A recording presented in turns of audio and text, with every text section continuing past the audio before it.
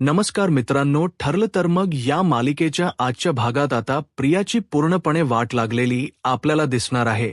आतापर्यंत अश्विनला स्वतःच्या तालावर नाचवणारी प्रिया कशा प्रकारे घरच्यांमुळे आता चांगलीच बदलली जाणार आहे. अश्विन पण आता प्रियाची साथ सोडत घरच्यांना साथ देत, प्रियाला कशा प्रकारे घरच्यांची साथ देत तिला मारणार आहे आणि तिला अगदी कवडीचीही किंमत न देता घरातून हाकलून लावणार आहे.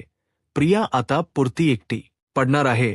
प्रियाचे जे काही वागणे आहे हे किती बदललेले असून प्रिया ही घरात फक्त भांडण लावते आणि आतापर्यंत फक्त साहिलीवर टार्गेट करणारी प्रिया घरातल्या सगळ्यांवर, पूर्ण कुटुंबावरती ती गालबोट लावते. त्यामुळे आता साहिली पण चांगलाच प्रियाचा समाचार घेताना आपल्याला दिसणार आहे. तर आता हे सगळे नक्की कसे घडणार आहे त्यासाठी हा व्हिडिओ शेवटपर्यंत नक्कीच बघा.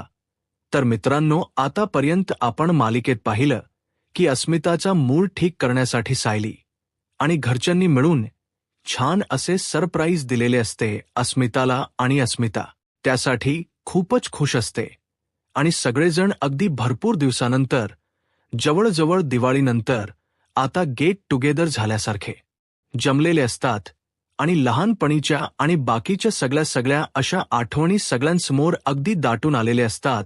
सायलीला हे सगळं पाहून खूप खूप कौतुक वाटतं, कारण की सायलीला हेच तर हवं असतं. आतापर्यंत कुटुंबामध्ये ज्या काही प्रॉब्लेम्स होते ते प्रॉब्लेम आता बाजूला टाकून सगळे काही कुटुंबातले, घरातले सगळे एकत्र आलेत याचा सायलीला खूप आनंद होतो आणि त्यांना असं एकत्र पाहिल्याने अश्विनचंही मन आवरत नाही. शेवटी अश्विनही तिथे उठून येतो आणि अश्विनही माझेही पत्ते पिसायला घ्या असं म्हणत आता खेळायला बसतो आणि अश्विनला खायला शेवपुरी देखील विमल आणून देते आणि तो त्या गोष्टीचा आस्वाद घेऊ लागतो. म्हणतो की मग शिवपुरी एकच नंबर बरं का. तेव्हा विमल म्हणते की खरं तर हे सगळं मी नाही, हे सायली ताईने बनवले आहे.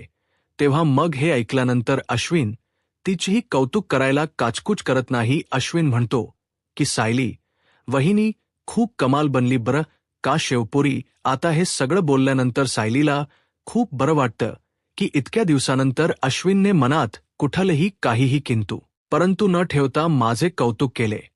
त्यावर अस्मिताला बघत सचिन पण म्हणतो की बरोबर आहे, खरं तर अस्मीसाठी इतकं सगळं प्लॅनिंग केले, खूप बरं वाटलं मला सायली. मनी you are really very great. तेव्हा सायली म्हणते की तुमचं काय चाललं सगळ्यांचं, मी आपल्या कुटुंबासाठी केल हे सगळं, चला आपण सगळेजण पुन्हा खेळायला लागूया. आणि मग त्यावर रविराज म्हणतो की अगदी प्रतिमाचा गुण दिसला ग मला सायली बाळा तुझ्यात. म्हणजे ना प्रतिमा पण ना अशीच असायची, जेव्हा तिने कोणासाठी काही स्पेशल केलं, काही वेगळं बनवलं तर तिचे ना सगळेच पूर्ण आई आणि आम्ही सगळेच अगदी कौतुक करायचो, पण ती ना कधी स्वतःच कौतुक किंवा क्रेडिट घ्यायची नाही. हा ती तशीच म्हणायची. आता तू जशी म्हणालीस ना तशीच की मी काहीच केलं नाहीये आणि मी आपल्या कुटुंबासाठी केले असं सगळं ती म्हणायची. तेव्हा मग सगळे त्यावर माना डोलावू लागतात आणि पुन्हा एकदा अर्जुनला प्रचिती येते, ते म्हणजे प्रतिमा, आत्या आणि सायली एकच असल्याची, म्हणजे दोघे एकमेकांसारखेच वागण्याची. नंतर मग पुन्हा खेळायला सुरुवात होते. अश्विनही अगदी छानपैकी पत्ते खेळत असतो आणि जशी लहानपणी अर्जुन आणि अश्विन यांच्यामध्ये चिटिंग व्हायची तशीच पुन्हा व्हायला लागते. मग अश्विन म्हणतो की अर्जुन हे बघ, चिडी चढाव खेळायचा नाही बरं का. आता सगळे पुन्हा हसायला लागतात आणि अस्मिताला आपल्या भावांमधलं हे बॉन्डिंग ती खरंच खूप मिस करत होती, परंतु आज तिला ते दिसल्याने ती खूप खुश होते आणि ती बोलून दाखवते की अश्विन बरं झालं तू आलास, खरंच खूप बरं वाटलं. म्हणजे खरं तर साहिलीने हे माझ्यासाठी प्लॅनिंग केलं हे एका बाजूला, आणि तू आम्हाला आज जॉईन केलंस आणि इतके दिवसानंतर आपण लहानपणीच्या आठवणी काढल्या. सगळं काही लहान म्हणजे लहान होतो तसं बोललो, त्यामुळे मला खरंच खूप आज बरं वाटले. म्हणजे अश्विन, खर भाषेत तुला सांगायचं झालं ना तर मला आज खूप बरं वाटते.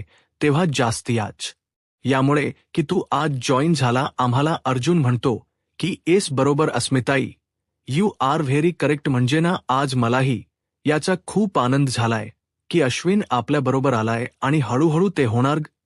तू नको काळजी करू बिकॉज अश्विनला बरोबर ओळखता येत काय चूक आणि काय बरोबर.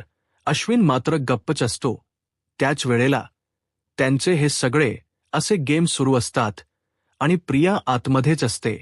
ती विचार करते की अश्विन अजून रूममध्ये आला कसा नाही बाहेर तर नुसता खिदळण्याचा आवाज येतो आहे म्हणूनच ती बघण्यासाठी येते. आता ती खाली येते आणि बघते की बापरे, हे सगळ्या लोकांचं काय चाललं आहे, म्हणजे हे काय करतायत का हे लोक. म्हणून ते आता समोर बघते तर सगळे जण आता मजा करत असतात. अगदी अश्विनलाही त्यांच्यासोबतच मजा करताना पाहताना प्रियाला मात्र धक्काच बसतो. ती म्हणते की हे देवा, हे काय, हा अश्विन यांच्यासोबत मजा करतोय.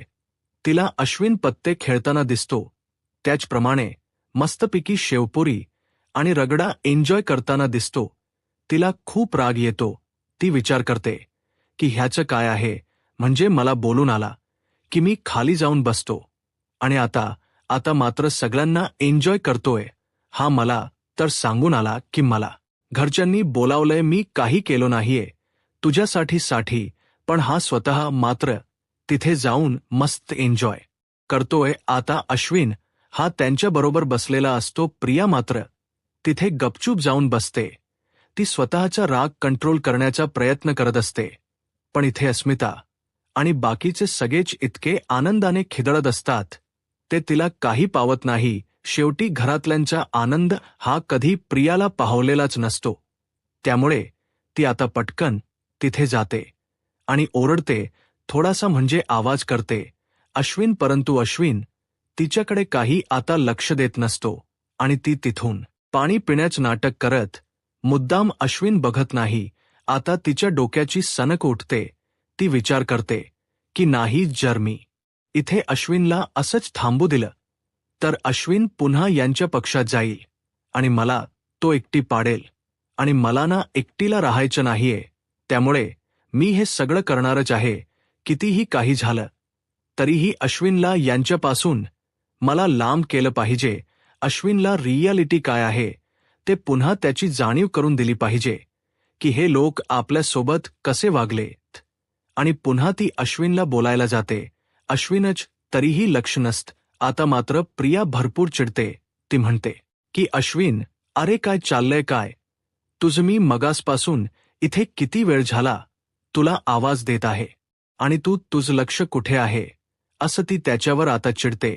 त्यावेळेला मग आता प्रिया म्हणते की अश्विन, येते का तुझ्या लक्षात मी तुला काय बोलते. अश्विन म्हणतो की हे बघ तन्वी, तुला दिसतंय ना मी काय करतोय ते, मग काय काम असेल ते आपण नंतर बघूया. तेव्हा सायलीला कळतं की अश्विन भाऊजी आमच्यात बसलेत ना, म्हणून या प्रियाला देखवत नाही. म्हणूनच ती गप्प अशी सारखी काहीतरी खानाकुना करून अश्विन भाऊजींना बोलवण्याचा प्रयत्न करत आहे.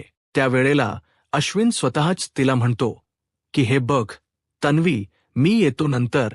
त्यावेळेला आतास मितालाही खरंतर या हिची सवय माहीत असते, जुनी खोड प्रियाची किती कशी असते ते. तेव्हा मग आता लगेचच ती म्हणते की हे बघ अश्विन, आताच्या आता प्लीज इथून उठ आणि बाजूला चल. आता अश्विनला ती खूपच बोलू लागते आणि म्हणते की मी काही मूर्ख आहे का रे अश्विन, मी एकटी इथे बसले बाजूला आणि तू मात्र इथे छानच एन्जॉय करतोयस आणि किती काही झालं तरीही मला तू एकट पाडलंस ना शेवटी. म्हणजे मला तर म्हणाला होतास की मी काही यांच्यात जॉईन होणार नाही, पण आता येऊन यांच्या तू जॉईन झालास वा, म्हणजे मानलं पाहिजे तुला असं. म्हणून ते जोरात आता टाळ्या वाजवायला लागते.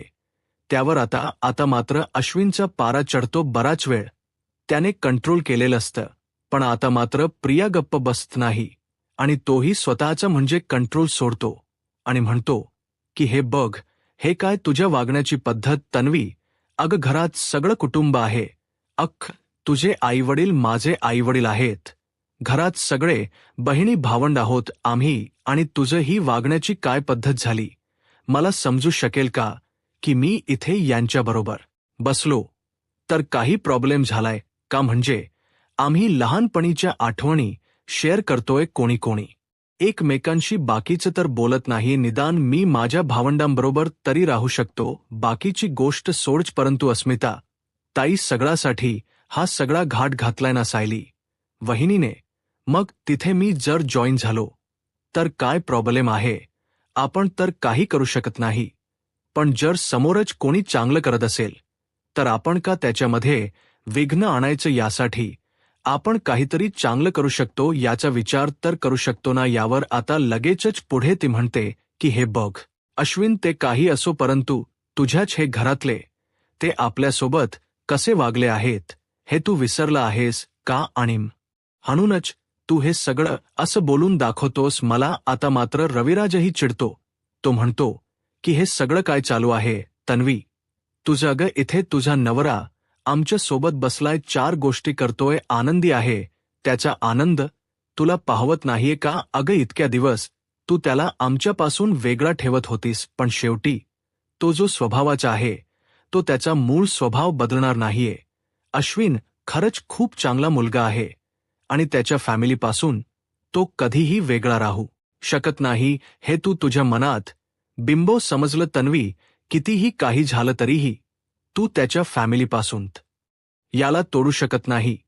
तेव्हा मग अश्विन म्हणतो की एक्झॅक्टली माय पॉइंट तन्वी, म्हणजे बाकीच्या काही गोष्टी असतील त्या ठीक आहे, पण आता अस्मिताई बरोबर तू असं कसं वागू शकली? तेव्हा आता अस्मिताचा पॉइंट आल्यावर प्रिया मात्र आणखीन चौताळते. प्रिया म्हणते की हे बघ अश्विन, या अस्मिताच ना तर मला काही बोलूच नको. अरे लग्नाच्या अगोदरपासून इथेच पडून होती आणि आता पण इथेच पडलेली आहे. मला माहितीये मूल झालं ना तरी इथेच नुसती पडून असेल आणि तुम्ही सगळे आपल्या तिच्या दुमतीला हजर राहाल मागे मागे शेपटी करत कुत्र्याची. मी मात्र नाही, मला मात्र नाही आवडत हे सगळं. आता असं जेव्हा अस्मिताला ती बोलून दाखवते तेव्हा मात्र सगळ्यांना खूप राग येतो. अस्मिता माहेरीच पडून असते आणि तिच्याबद्दल खूप काही ती वाईट बोलून दाखवते, तेव्हा सायलीला हे ऐकल्यावर खूप राग येतो. अस्मिताच्या तर डोळ्यातून अगदी पाणी घळघळा वाहू लागतं, कारण की सायली एकीकडे तिच्यासाठी इतकं सगळं प्लॅनिंग छान करते आणि ही प्रिया सगळ्याची वाट लावण्याच बघते. आता मात्र अश्विन चिडतो आणि अश्विन हात जाऊन तन्वीवरती हात उगारतो आणि म्हणतो की हे काय बोललीस तू? तुला तरी समजते का काय बोलतेस तू? तुला आत्ताच मी म्हणालो ना की हे सगळं अस्मिताईसाठी सुरू आहे आणि तिच्या आनंदासाठी मी इथे सामील झालो. मग तू हे का केलंस? असं का बोललीस तू तिला? आता ती चिडते आणि म्हणते की बोलली मी कुठे चुकीचं बोलली सांग ना मला? अश्विन म्हणजे ही इथे असतेस ना सारखी, मग कुठे चुकलं ना मी? काय बोलली? तर अश्विन मात्र म्हणतो की तुला ना आता समजवण्याच्या पलीकडे गेलेली आहेस तू तन्वी. मला आता खरंच असं वाटतंय की घरातले जे काही मला बोलत होते ना ते अगदी योग्य बोलत होते. तेव्हा आता लगेचच ती म्हणते की हो हे बघ आता अश्विन, तू हेच बोलणार कारण तुला या घरातल्यांनी अगदी स्वतःच्या ताब्यात घेण्याचा प्रयत्न केलाय ना. मला माहीत आहे हे सगळं ना मुद्दाम असं करतात, म्हणजे मला एकट पाडण्यासाठी हे सगळं सुरू आहे. ही सायली ना यामध्ये माहीर आहे. हिला तर पहिल्यापासूनच मला त्रास द्यायचा असतो. माझे आईवडील पण स्वतःचे करून घेतलेत, आता माझा नवरा पण. तेव्हा सायली चिडते, 1 मिनिट तन्वी, प्रिया काहीही बोलायचं नाही, उगच तोंडाला येईल ते बोलू नको, समजलं? हे बघ असं कोणीही काही इथे करत नाहीये. अश्विन भाऊजी इथे होते, त्यांचे कुटुंब त्यांना पहिल्यासारखं दिसलं आणि म्हणून ते आनंदाने यात सामील होण्यासाठी आले. अस्मिता ताईसाठी आले. ते तुला तर तेवढं ते सुचत नाही, कारण तुझी बुद्धी ही कोणत्या लेवलची आहे आम्हाला माहीत आहे. परंतु अश्विन भाऊजी जर इथे खरंच आलेत, त्यांना त्या गोष्टीतून आनंद मिळतोय, तर तू बायको म्हणून त्या गोष्टीला सपोर्ट केला पाहिजे होतास. तू बायको आहेस ना त्यांची, मग त्यांना एकट पाडण्याच्या ऐवजी, दुःखात ठेवण्याच्या ऐवजी तू त्यांच्याबरोबर कशी उभी राहशील, त्याचा आनंद कसा जपशील याचा विचार करशील ना, की तू स्वतःच्याच पुढे घोड दामटवणार आहेस.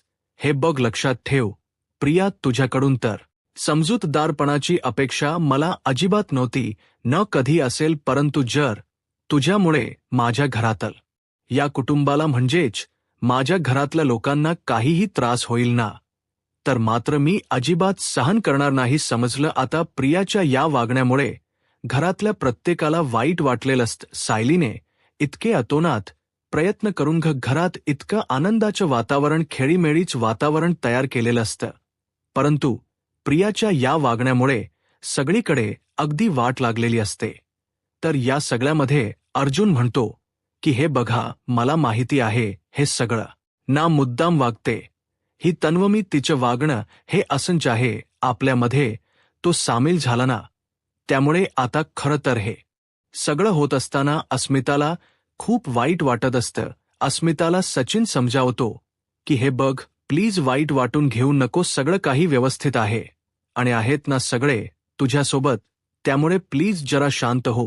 तर अश्विन म्हणतो की हे बघ, किती काही झालं ना तरीही तन्वी, मला हे आता समजले आहे की तुझे काही वागते ना ती खूप चुकीचं वागते आणि इथे अस्मिता ही कशा प्रकारे तिची वाट लावते याच तिला खूप आता राग येत असतो प्रियाला. तो म्हणतो की हे बघ प्रिया, तुझं वागणं हे खूप चुकीचं आहे आणि प्रियाला त्याने अगदी अगदी ढकलूनच दिलेलं असतं, त्यामुळे तिला खूप वाईट वाटतं. घरातल्या सगळ्यांसमोर आता हे सगळं केल्यामुळे त्याला खूप राग आलेला असतो आणि म्हणूनच आता अश्विन तिच्यापासून चिडून तिला ढकलून तिथून बाजूला निघून गेलेला असतो. आता प्रिया म्हणते की अश्विन प्लीज असं बोलू नकोस, हे काय चाललंय तुझं? आज आपण दोघं एकत्र होतो सगळ्यांच्या विरोधात, आज तू मला एकटीला पाडलं. तेव्हा तो म्हणतो की हो, तीच तर माझी चूक झाली अशी मला वाटते की ना, माझ्याकडून घडलेली खूप मोठी चूक आहे असं वाटतंय ना, की हे सगळं ना मी खूप चुकीचं वागलो. मी त्या दिवशी रविराज काकाच ऐकायला पाहिजे होतं. तो मला जे काही तुझ्याबद्दल बोलला होता ना, ते मी ऐकायला हवं होतं, कारण की एक आपल्या बापाबरोबर जी मुलगी अशी वागू शकते ती नव्याचा काय विचार करणार, सांग ना, काय करतेस तू? बघ ना, आतापर्यंत जेव्हापासून सायली वहिनीने तुझं किचन बंद केलं तेव्हापासून तू मला काही देतेस का? काही जेवण, काहीच नाही, कॉफी पण मिळत नाहीये मला सगळं बाहेरचं खावं लागतंय. तू किती काळजी करतेस माझी यावरून दिसतं. आणि काळजी तर सोड, तुला फक्त पैसे हवे असतात. आता प्रियाची सगळी फुलखोल सगळ्यांसमोर झालेली असते, तेव्हा आता प्रिया रडायला लागते की अश्विन सगळ्यांसमोर चक्क मला बोलतोय. तेव्हा मात्र इथे आता अश्विन म्हणतो की मला आता वाटते की माझं कुटुंब बरोबर होतं आणि तू चुकीची होतीस. असं बोलून तो चिडून तिथून निघून जातो. आता प्रिया गप्पसची बोलतीच बंद झालेली असते, कारण की अश्विनला आता खरं काय समजलेलं असत, त्यामुळे काहीच बोलता येत नसतं. तर इकडे हे सगळं होत असताना अस्मिताला समजावत असताना सचिन बाजूला येतो. तेव्हा सचिनचा फोन हा तिथेच टेबलवर राहिलेला असतो आणि सायली आणि अर्जुन हॉलमध्ये असतात. त्यावेळेला ते हॉलमध्ये असताना त्याला म्हणजेच सचिनच्या फोनवरती सॅम म्हणजेच समीरा ही फोन करत असते आणि ती फोन करत असताना नेमका तो फोन हा सायली आणि अर्जुन बघतात. आता तो फोन पाहिल यानंतर त्याच्यावरती सॅम असा नंबर असतो आणि तिचा फोटो देखील असतो. आता तो फोटो पाहिल्यानंतर सायली आणि अर्जुन तो फोटो बघतच बसतात, कारण की तो जो फोटो असतो तो फोटो हा त्यांना ओळखीचा वाटत असतो. सायली म्हणते की अर्जुन सर, हा फोटो तुम्हाला ओळखीचा नाही वाटत आहे का? त्यावर आता लगेचच सचिन येतो आणि तो फोन पटकन खेचून घेतो. म्हणतो की सॉरी ॲक्च्युली सायली वहिनी, माझा ना कामाचा अर्जंट कॉल येणार होता. तेव्हा मग सचिन म्हणतो की मी येतो हा परत जरा फोनवर बोलून. असं बोलून तो आता फोन घेऊन बाहेर निघून जातो. सायली आणि अर्जुन हा रूममध्ये असतात तेव्हा त्यांच्यामध्ये या गोष्टीवर चर्चा होते, म्हणजे हे जे काही वागणं आहे ना त्याच्यावरून, कारण की सचिनच वागणं जरा दोघांनाही खटकलेलंच असतं. आणि सायली अर्जुनला म्हणत असते की अर्जुन सर, मगाशी जो फोन आला होता सचिन भाऊजींना, तो सॅम या नावाने होता बरोबर, आणि तो फोटो मला ओळखीचा वाटत होता. अर्जुन म्हणतो की हो, मला असं वाटत होतं ना. की तो चेहरा ना मी कुठेतरी पाहिल्यासारखा आहे, कुठे पाहिलाय बरं. अर्जुनही आता विचार करत असतो की हो म्हणजे ना असं वाटतंय की त्या मुलीला ना आपण अगदी जवळून ओळखत होतो. ती आपल या म्हणजे आसपासच्या आयुष्यात कुठेतरी होती असं वाटत होतं. तेव्हा मग आता तो विचार करतो की कोणीही सचिनच्या फॅमिलीमधलं म्हणजे त्याच्या आईकडच्या किंवा बाबांकडच्या फॅमिलीमधून असेल का. सायली म्हणते नाही, मला वाटते अर्जुन सर ही व्यक्ती ना इथे कोणीतरी आपल्या बाजूला होती, जी व्यक्ती आपल्याशी वाईट होती. मग आता अर्जुन आणि सायली तोच चेहरा आठवण्याचा प्रयत्न करत असतात. सायली मात्र ते आठवून मोकरी पण होते. सायली बोलते की अर्जुन सर हा चेहरा ना सेम मला त्या साक्षी शिखरे सारखा दिसला आणि फक्त हेअरस्टाईल वेगळी होती. म्हणजे तिच्या डोळ्यावर चष्मा वगैरे होता, पण मला तो चेहरा आणि तिच्या गालावरचा जो तीळ होता ना तो सेम साक्षी शिखरे. मग अर्जुन विचार करतो की हो म्हणजे मलाही तेच वाटत, पण मला नीट आठवत नव्हतं. मग साक्षी शिखरे आणि सचिन यांचा काय संबंध. पण साक्षी शिखरे ही तर मेली आहे ना जेलमध्ये, मग नक्की काय आहे. तेव्हा आता सायली विचार करते की बरोबर त्या दिवशी आपला जो पॉइंट होता तो अगदी करेक्ट होता. म्हणजे साक्षी शिखरे ही जिवंत नाहीये, मेली आहे. तरीही महिप्त इतका शांत कसा, आणि ज्या बाईने तिला मारली तिलाही महिप्तने काही केलं कसं नाही. याचा अर्थ साक्षी शिखरे जिवंत आहे. मग आता पुढे सायली आणि अर्जुन कशा प्रकारे या गोष्टीचा शोध घेणार आहेत आणि साक्षीच्या बाबतीतलं सत्य आता कस उलगडणार. आता पुढे काय होईल हे पाहायला आत्ताच माझा महाराष्ट्र या यूट्यूब चॅनलला सबस्क्राईब करा. धन्यवाद.